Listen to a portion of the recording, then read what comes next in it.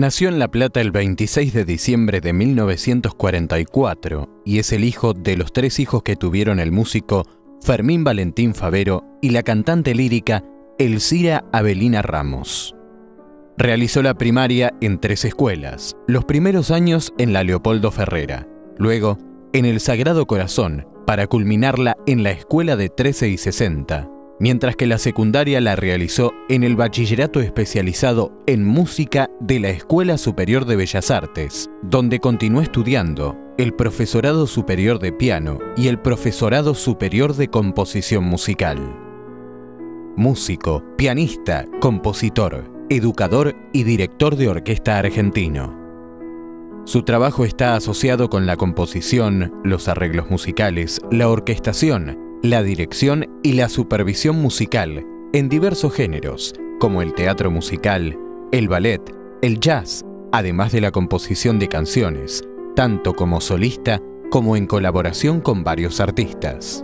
Entre estos se destaca el poeta uruguayo Mario Benedetti, con quien realizara un extenso trabajo conjunto, además de Nacha Guevara, Gianfranco Pagliaro, Julio Boca, Eleonora Casano, Juan Carlos Baglietto, Amelita Baltar, Celeste Carballo, Lito Nevia, Jairo, Sandra Mianovich, Valeria Lynch, Enrique Pinti, Paloma San Basilio, Andrea Tenuta y Adriana Varela.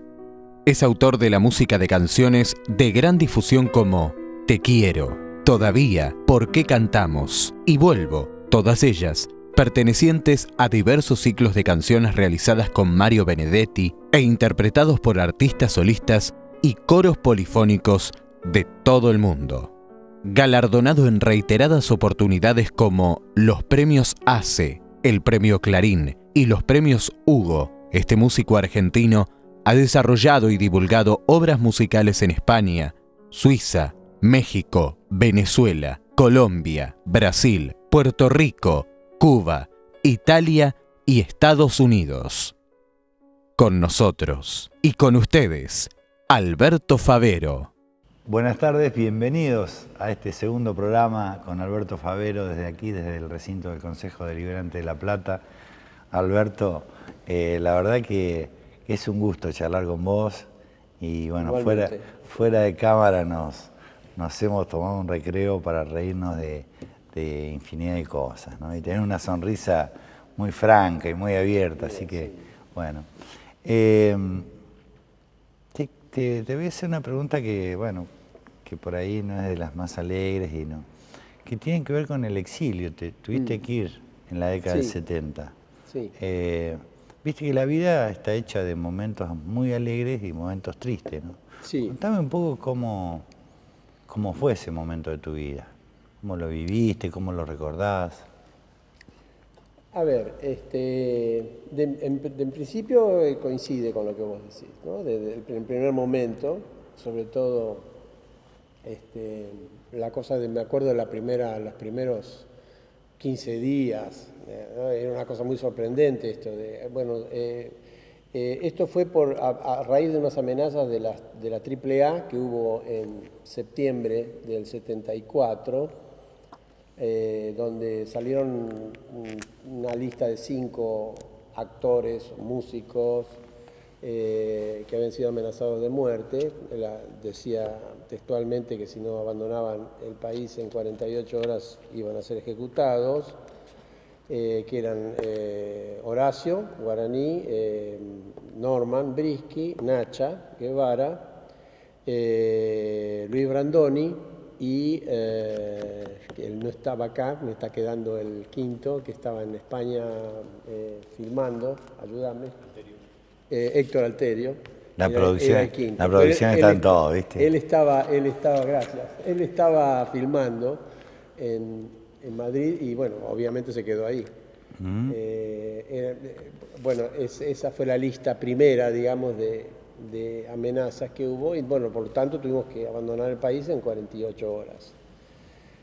Salimos con lo opuesto, fue una situación absolutamente no nueva, porque ya verás que en muchos lugares del planeta ha pasado eso y cosas peores, digamos, pero uno cuando lo vive desde su individualidad lo sorprende un poco, porque nunca pensó que de repente uno se tenía que encontrar con una circunstancia de esa naturaleza.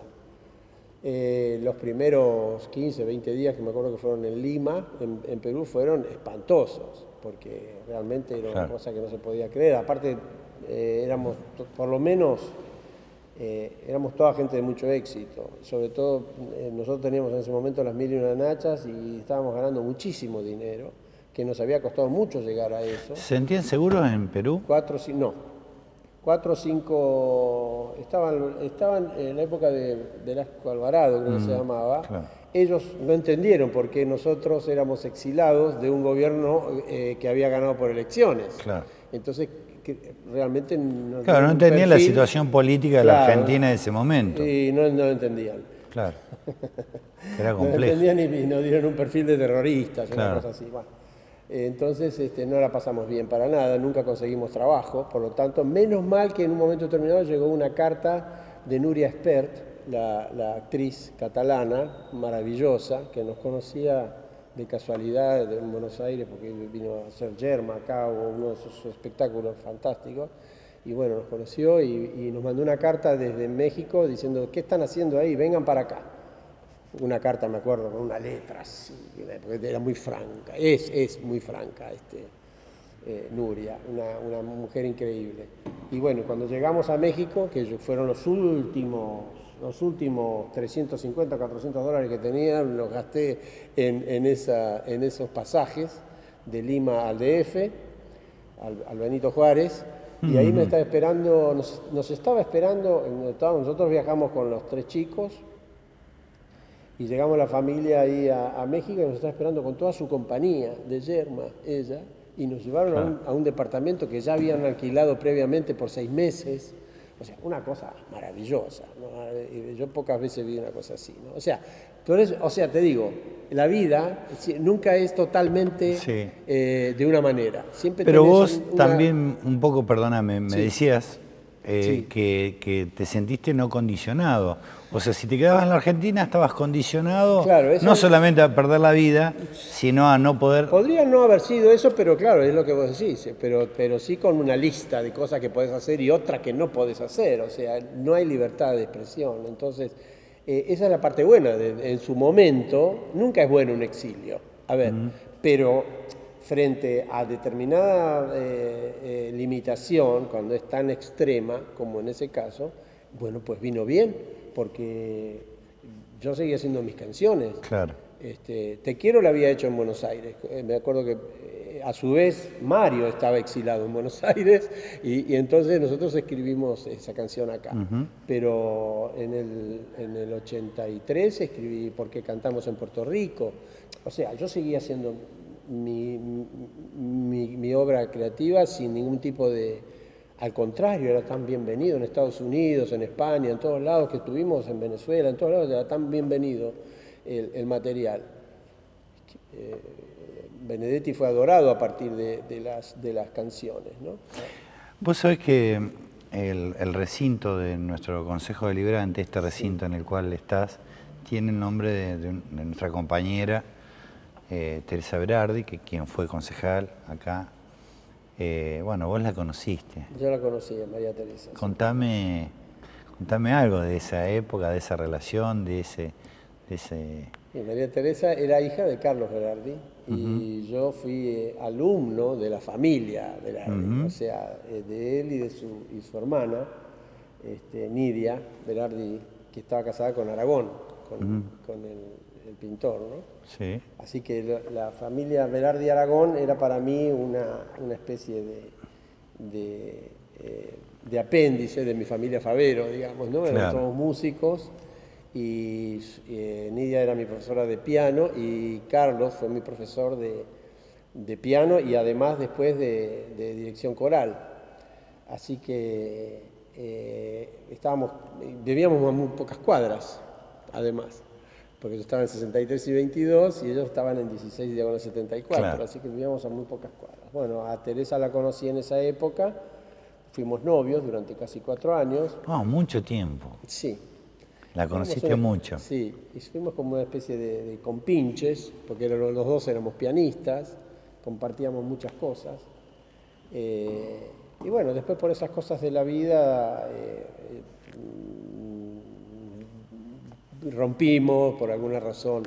¿Y qué recuerdo tenés de no fue político? Desamor, exactamente. ¿Y qué? Pero ella no era política cuando estaba conmigo, luego Ajá. entró en la política, Está bueno esta aclaración, no fue desamor, es una linda aclaración. No fue desamor para Es de un nada. caballero aparte, Sí, no, ella era una chica maravillosa, muy inteligente, muy italiana, no podía zafar, porque los Berardi son más italianos que siempre lo fueron y lo seguirán siendo.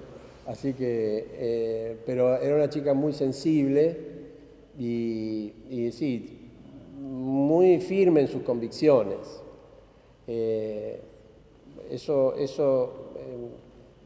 Una lástima que nos dejó muy joven, porque era una persona que hubiera seguido dando aportes interesantes. Ella de bachillerato también de Bellas Artes. Ah, mirá vos. Claro. De los países que recorriste, ¿cuál es el que más te marcó culturalmente, que sentís que...? España. Ah, mirá vos. España. España es muy fuerte. España tiene una cultura muy, muy terrible. Además yo tengo 3 partes italianas y una andaluza. Pero te pesó esa.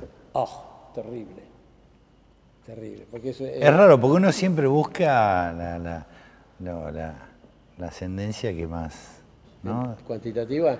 Claro, pero no saber de cómo se mide eso, porque depende de a quién saliste más. Sí, o más la paterna por ahí, ¿viste? No, la Pesa. paterna sí está ahí, porque es el Véneto, es Italia. Ahora vengo de allá y fue muy fuerte todo, ¿no? Porque reconocí la cosa familiar en el norte de Italia y fue tremendo. Pero cuando fui a Sevilla, que estuve trabajando ahí a la noche, trabajaba con los poetas, hice un disco de sevillanas y todo, con poetas de Sevilla, y nos acostábamos todos los días a las 6 de la mañana, porque palma, y aprendí a bailar la sevillana y todo para poder hacer la música bien.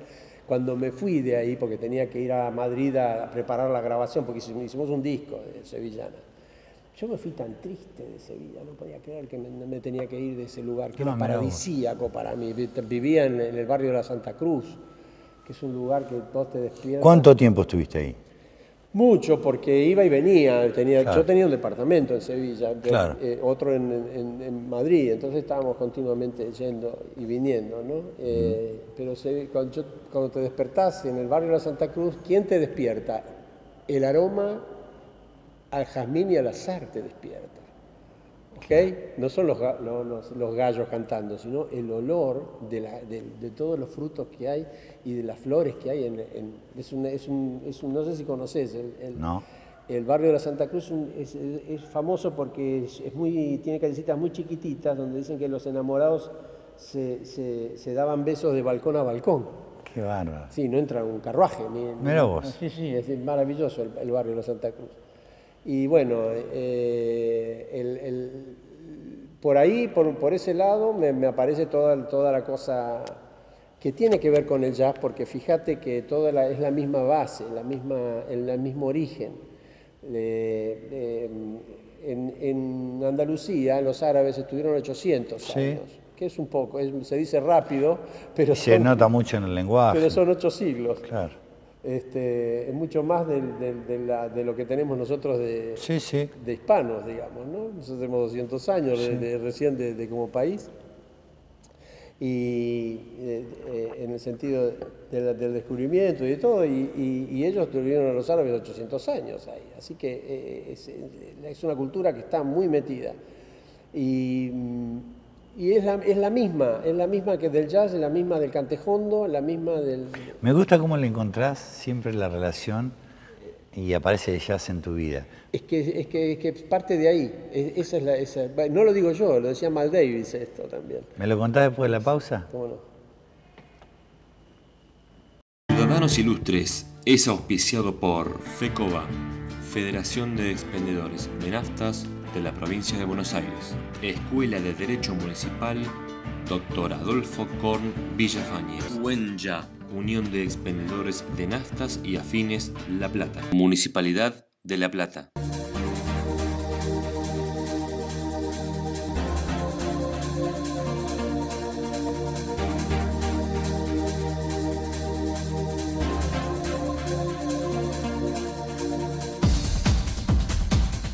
Gimnasio Fitness. 800 metros cuadrados de infraestructura dedicados a obtener tu completo bienestar psicofísico. Por eso a las tradicionales técnicas de aeróbica, musculación con carga y máquinas, agregamos clases personalizadas de pilates, pilates con máquinas y asesoramiento médico. En calle 40 entre 14 y 15, Gimnasio Fitness, dirigido por el profesor universitario Adrián Simonato.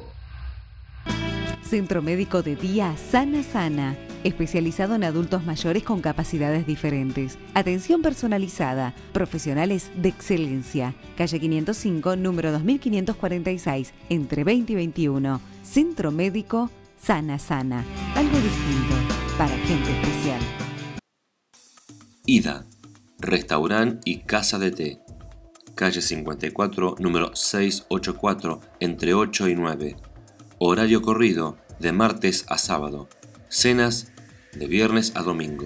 Reservas al 482-5875. Jardín Maternal Pie Pequeño. Calle 1, número 344. Entre 528 bis y 529 Tolosa. Teléfono 421-1559. Diprejep número 6191. Búscanos en Facebook. Pie Pequeño Jardín Maternal. Casa de Comidas La Esquinita. Cocina artesanal. Calle 8, esquina 37. Delivery al 422-7851 o al 422-7227. Búscanos en Facebook. La Esquinita Casa de Comidas. Usted ya nos conoce. La Botica del Cerdo. La mejor carne de cerdo de la ciudad. Calle 13, número 7. Entre 32 y 33. Delivery al 489-8222. Último bloque de Ciudadanos Ilustres con Alberto Favero. Alberto, la verdad que nos quedan infinidad de temas por hablar. Pero en los dos programas... Menos mal, porque si no sería como chupar un clavo esto. En los dos programas continuamente apareció el jazz. Sí. Y es una palabra que te brota naturalmente. Es una experiencia extraordinaria, el jazz es una experiencia creativa extraordinaria, porque vos estás creando en el momento en que la creación se produce, lo cual es extraordinariamente espontáneo, porque es en tiempo real, pero también tiene el peligro de que no podés, si te equivocás, no podés borronear, no podés volver atrás, no podés usar la goma. Haces el ridículo. Pero bueno, eso también produce una responsabilidad. Claro. O sea, la gente dice, a veces piensa que tocar jazz es o sea, charlar un rato en el café y decir cualquier verdura, pero no es así. Es componer en el acto. Estamos en inferioridad de condiciones en cuanto a comodidad que el compositor europeo que usa la partitura. Y si se equivoca puede borrar y escribirlo de nuevo. El jazz no hay equivocación posible. El que improvisa, que ese es el gran aporte de la improvisación, ¿no?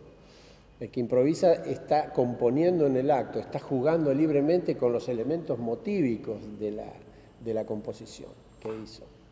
A ver, Beethoven, cuando hacía sus conciertos, él estrenó todos sus conciertos, ¿no? Los 5 conciertos los estrenó él. Y cuando venía la cadencia del primer movimiento, siempre la improvisaba.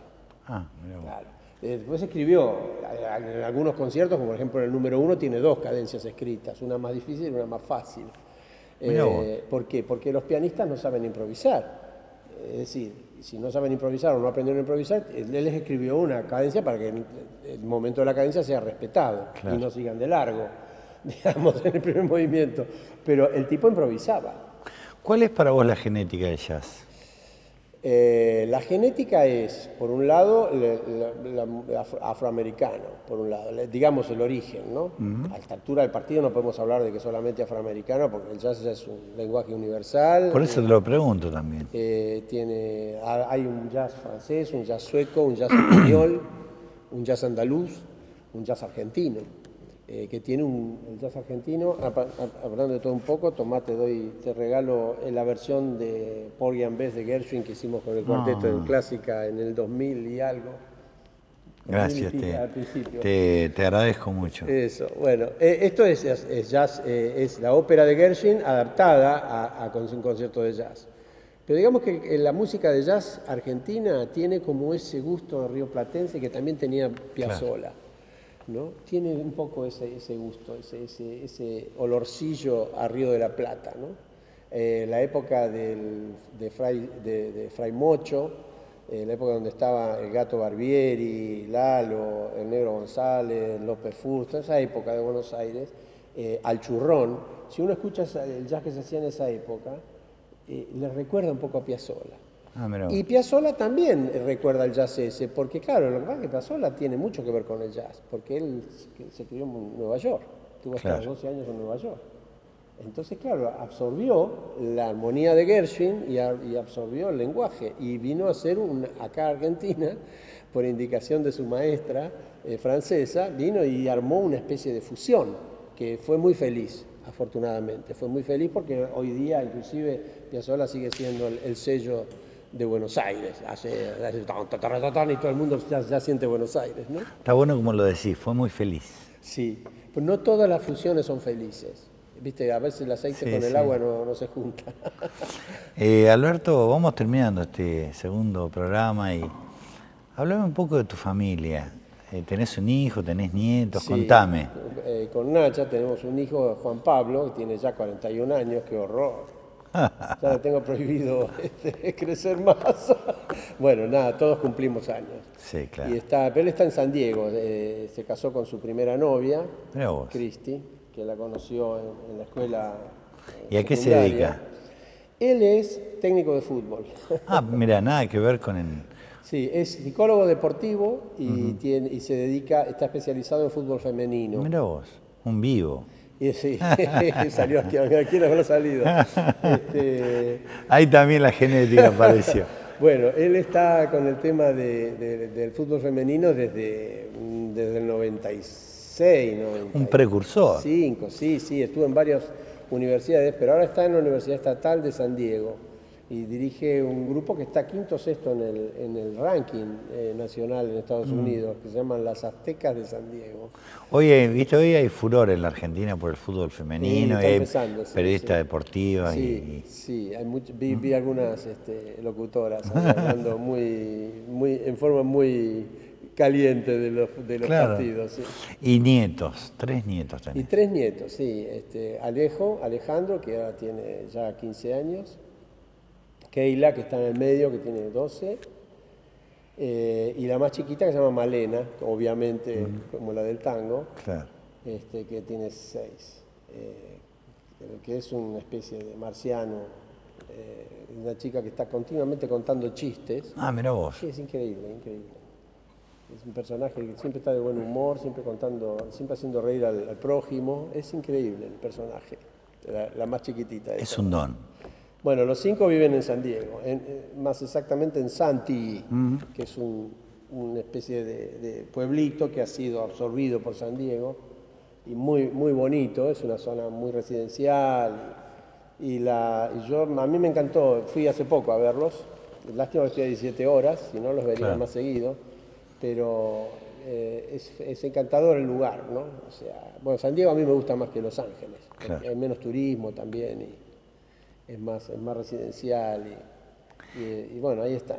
Y después tengo acá mis 2 hermanos y bueno, yo no considero que los chicos que crié, que son Ariel del Mastro y Gastón Brisky, que eran hijos de distintos padres, pero los 3 han sido hijos de Nacha, los considero mis hijos también. De hecho, ellos crecieron bajo mi tutela. Mirá vos. Sí. Ariel tenía 4 años y Gastón tenía 1 año cuando yo empecé una relación con Nacha y terminé a los 18 años esto. Así Claro. por Fueron muchos eso años. todavía papi. Me dicen, no son unas bestias peludas, me dicen papi. Así Albert- que tengo más de 3 nietos, te diré. Claro. Alberto, vamos terminando el programa. Siempre le pregunto a los invitados cómo se llevan con Dios y cómo se llevan con la política. Con Dios me llevo maravillosamente bien porque es mi... A ver, no lo nombro nunca porque creo que se contamina cuando uno lo nombra. Digo el Señor o las fuerzas cósmicas o la naturaleza. Lo Se nombro contamina, Sí, está sí, bueno eso. Sí, creo que, no lo paso a nivel racional, digamos, Claro. porque es como, lo paso demasiado a la dimensión de lo material, a la dimensión del relativo en el Claro, cual sí, estamos, claro. ¿no? Y me parece que es algo que está más allá. Sí, Y entonces, por lo tanto, está presente en las inspiraciones, está presente en mi trabajo, está presente en la música. La música es prima de la religión, sí, claro. porque tiene el tema de la inspiración, ¿no? Así que yo creo que profundamente me llevé muy mal con los curas cuando estuve en el Sagrado Corazón, pero creo que porque yo era muy religioso, o por lo menos muy espiritual. Sí, se nota que sos una persona que sos muy espiritual o muy religioso. Y en el fondo Esa todos condición los músicos natural, lo claro. somos, todos los No, esa músicos- condición de religiosidad natural que tiene el hombre, Claro, ¿no? Claro, de religazón. Claro. Ese es el origen de la palabra, ¿no? Claro. De religazón con tu origen cósmico. Eso Claro. vendría a ser, eso es la religión. O sea, Y- pues, es religazón. Claro. Cuando uno está como loco que no sabe dónde está, eso te vuelve el cable a tierra. O sea, ¿Y con la política? la política es un dato menor, o sea, no tiene tanta importancia. A ver, se torna muy importante cuando están faltando cosas que son muy básicas. Claro. Cuando falta la libertad, cuando falta la capacidad de elección, o falta la opción de la elección, ahí la política, digamos, se politiza todo, ¿no? Pero después es una cosa que está continuamente, que tiene que estar, porque bueno, está la parte administrativa, todas estas cosas, ¿no? que alguien las tiene que hacer. Entonces la política es importante. Pero en términos de vida, de lo que tiene que ser, digamos, o sea, yo parto de la base de que toda nación tiene que expresarse a sí misma en libertad y que todos los hijos de la nación tienen que tener los mismos derechos, la misma capacidad de libertad, el techo, la educación, la salud, todo lo que sabemos, todo lo que nosotros sabemos. Cuando eso no existe, entonces la política empieza a tallar fuerte, porque tiene que restañar lo que no está.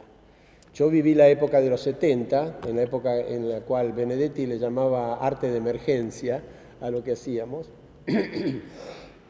Sobre todo los versos para cantar se refieren a esa época. Dice la famosa canción del ministro, de por qué se ríe y todo eso, Sí, ¿no? sí. Es que es un arte muy, muy cotidiano, un arte que tiene que ver con la condición periodística del momento, que tiene su cosa buena en ese sentido, ¿no? Que está narrando, porque es arte de emergencia, ¿no? Claro. Una situación que tiene que mejorarse o que tiene que cambiar. Ahora pasa lo mismo que con los diarios. O sea, el diario un día te trae la noticia, el otro día sirve para envolver huevos. Está bueno. O sea, no tiene la vigencia que pueden tener otros valores, otro tipo de arte, como el que hacemos con las canciones de amor y desamor o Claro. Borges, o sea, que ya tiene una vida mucho más larga, ¿no? Alberto, muchas gracias por favor, habernos ha sido un placer. acompañado y por haber venido acá al recinto del Consejo. Ha sido un placer. Bueno, Un muchas gusto. gracias. ¿Eh? Bueno, y nosotros nos volvemos a encontrar acá en el recinto del Consejo Deliberante de La Plata el sábado a las 18:30 horas para ser juntos ciudadanos ilustres.